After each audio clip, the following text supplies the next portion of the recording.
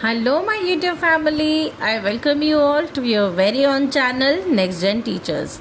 हम कर रहे हैं पेडागोजी ऑफ एसएसटी की तैयारी बीएड फर्स्ट ईयर। इससे पिछली वीडियो में हमने किया था क्वेश्चन नंबर 1 जो कि इम्पोर्टेंट क्वेश्चन है, और आज हम दूसरा क्वेश्चन कर रहे हैं इस वीडियो में, क्वेश्चन नंबर 2।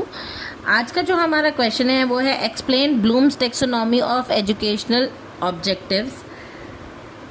ये क्वेश्चन जो है ज़्यादातर हर बार एग्ज़ाम में आता है, तो इसे हम अच्छे से पढ़ेंगे। चलिए स्टार्ट करते हैं। तो ब्लूम टेक्सोनॉमी जो है वो दी गई थी बेंजामिन ब्लूम के द्वारा।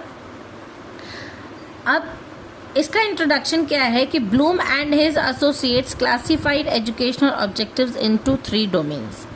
तो ब्लूम टेक्सोनॉमी जो है वो बेंजामिन ब्लूम और उनके जो एसोसिएट्स हैं उन्होंने इसको 3 कैटेगरीज में, 3 डोमेन्स में डिवाइड किया था। तो पहला जो डोमेन था वो था कॉग्निटिव डोमेन, सेकंड था अफेक्टिव डोमेन और थर्ड है साइकोमोटर डोमेन।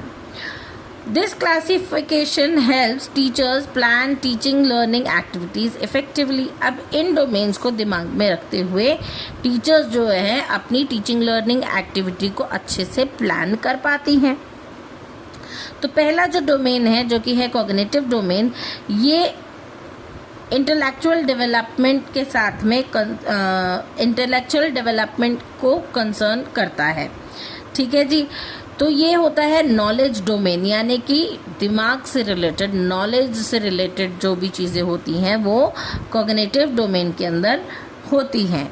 ये कंसर्न करता है इंटेलेक्चुअल डेवलपमेंट को। अब कॉग्निटिव डोमेन के अंदर 6 अलग अलग लेवल्स भी होते हैं।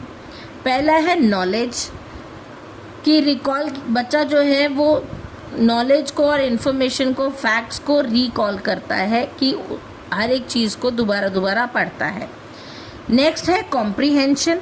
जो बच्चे ने पढ़ा है, लर्निंग जो की है उसको अंडरस्टैंड करता है, मीनिंगफुल लर्निंग करता है। एप्लीकेशन, जो नॉलेज बच्चे ने गेन की है उसको न्यू सिचुएशन के अंदर अप्लाई भी करता है। और analysis, breaks information into parts, और अपनी जो नॉलेज है उसको पार्ट्स में ब्रेक करके जो है उसे अप्लाई करना सीखता है।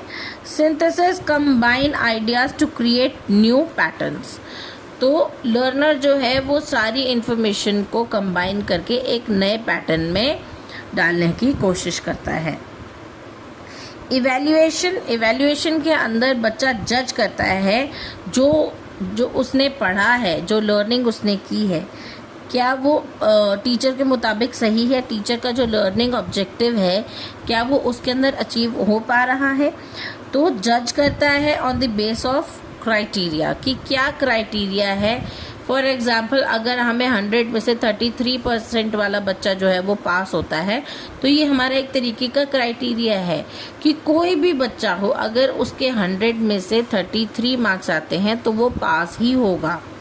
तो ये एक तरीके का क्राइटेरिया है। तो इवैल्यूएशन के अंदर भी जो क्राइटेरिया होता है उस पे बेस्ड जजमेंट होती है। नेक्स्ट डोमेन जो है वो है अफेक्टिव डोमेन। अब अफेक्टिव डोमेन जो है वो कंसर्न है वैल्यूज़, इंटरेस्ट और एटीट्यूड्स के साथ में। इसे हम एटीट्यूड डोमेन भी कहते हैं कि लर्नर ने जो चीज़ लर्न करी है वो अब उसके एटीट्यूड में भी दिखती है। पहला है रिसीविंग। इसके जो लेवल्स हैं वो भी दिए गए हैं। अफेक्टिव डोमेन के कुछ लेवल्स हैं। पहला है रिसीविंग, जो कि विलिंग टू लिसन। टीचर ने जो नॉलेज दी है उसको सुनने के लिए विलिंगनेस होना, उसको तैयार होना उसको सुनने के लिए। उसके बाद में रिस्पॉन्ड करना, टीचर ने जो नॉलेज दी है उसके लिए रिस्पॉन्ड करना। बच्चा कोई काम अगर टीचर ने कहा है उससे रिलेटेड या कोई क्वेश्चन पूछा है तो उसमें बच्चा रिस्पॉन्ड करे, पार्टिसिपेट करे अगर टीचर किसी टॉपिक को लेकर के डिस्कशन करवा रही है तो। नेक्स्ट है वैल्यूइंग। अब शोइंग कमिटमेंट टू वैल्यूज़, तो जो बच्चे ने सीखा उसकी तरफ कमिटमेंट दिखाता है बच्चा।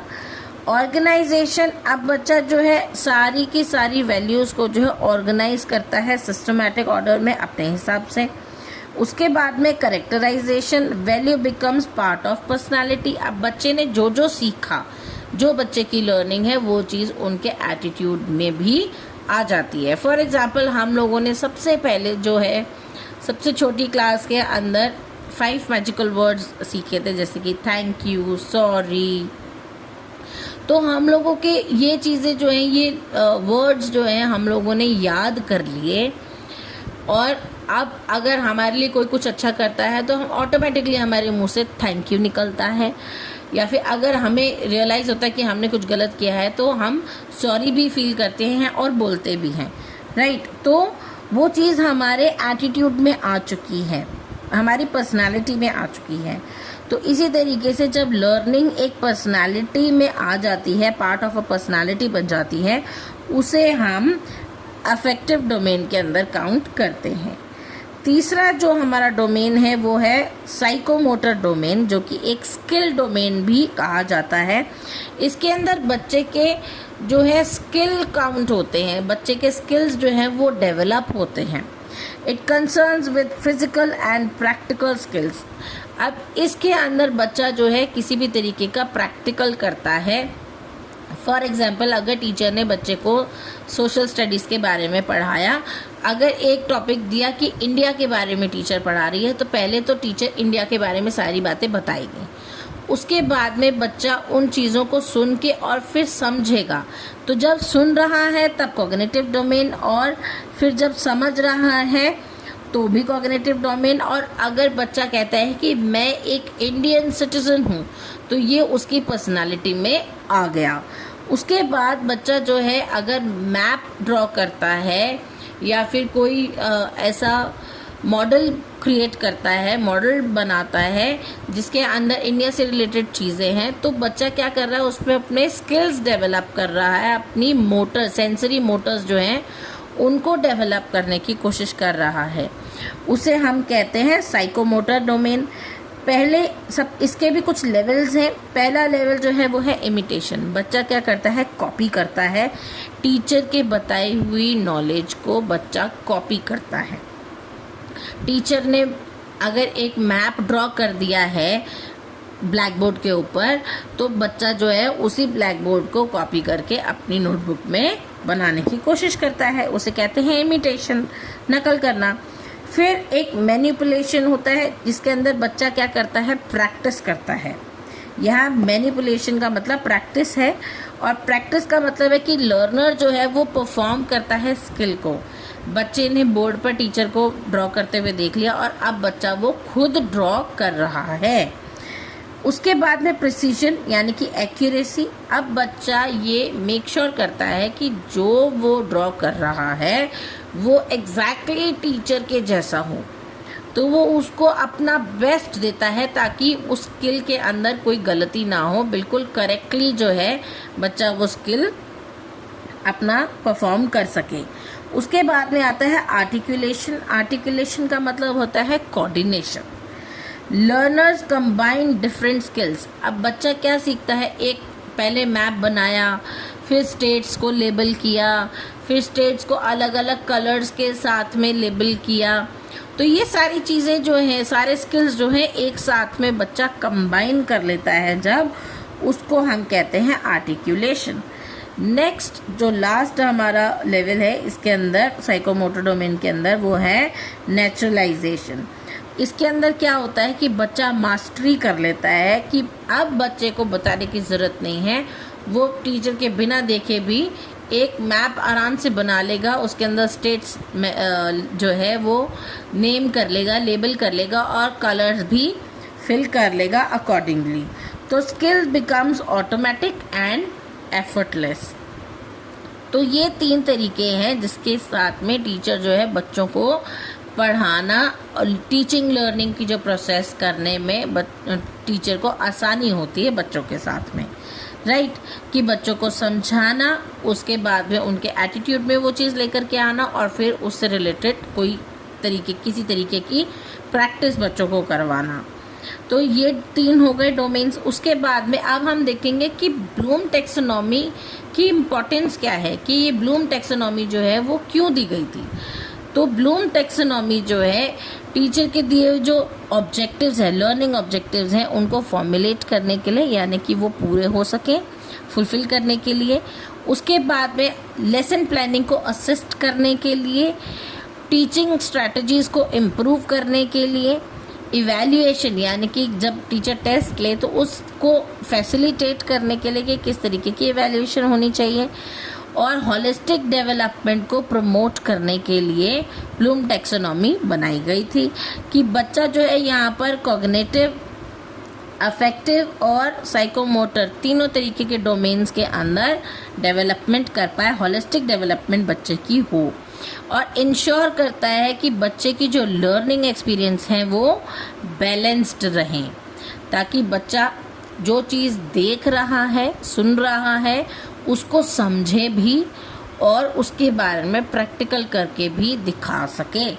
तो ये तीनों चीज़ें जब बच्चा सीख जाता है तो बच्चे के अंदर होलिस्टिक डेवलपमेंट भी होती है और उसकी लर्निंग जो है वो बैलेंस भी होती है। इसीलिए ब्लूम टेक्सोनॉमी ज़रूरी है। कंक्लूजन इसका है, Bloom taxonomy provides a scientific framework for educational objectives and helps achieving cognitive, affective and psychomotor development in social studies teaching। तो ब्लूम टेक्सोनॉमी जो है वो एक साइंटिफिक फ्रेमवर्क है जो कि एजुकेशनल ऑब्जेक्टिव्स प्रोवाइड करता है, जिसके अंदर वो मेक श्योर करता है कि वो अचीव कर सके, हेल्प करता है लर्नर को अचीव करने में क्या, कॉग्निटिव डोमेन, अफेक्टिव डोमेन और साइकोमोटर डोमेन, जो कि उसको डेवलप करने में हेल्प करती है, राइट। तो सोशल स्टडीज़ की टीचिंग में ब्लूम टेक्सोनॉमी एक साइंटिफिक फ्रेमवर्क है जो कि लर्नर को हेल्प करता है ताकि वो कॉग्निटिव, अफेक्टिव और साइकोमोटर जो है वो तीनों चीज़ों को डेवलप कर सके। तो ये था आज का हमारा टॉपिक। आई होप आपको समझ में आया होगा।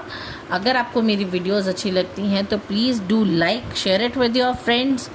अच्छे कमेंट्स करके मुझे मोटिवेट करना ना भूलें, और हाँ, मेरे चैनल को सब्सक्राइब ज़रूर कर लें ताकि आगे आने वाले और इम्पॉर्टेंट क्वेश्चन की वीडियो की नोटिफिकेशन आपको मिल जाए। वीडियो बनाने में बहुत मेहनत लगती है, तो आई विल अप्रिशिएट कि अगर आप सब मेरी वीडियोस को लाइक करेंगे और मुझे कमेंट्स करेंगे, और अगर आपको कोई क्वेश्चन और क्वेरी है तो प्लीज़ कमेंट बॉक्स में ड्रॉप ज़रूर कीजिएगा। मैं ज़रूर कोशिश करूँगी कि आंसर कर सकूँ। तब मिलते हैं नेक्स्ट वीडियो में, तब तक के लिए थैंक यू।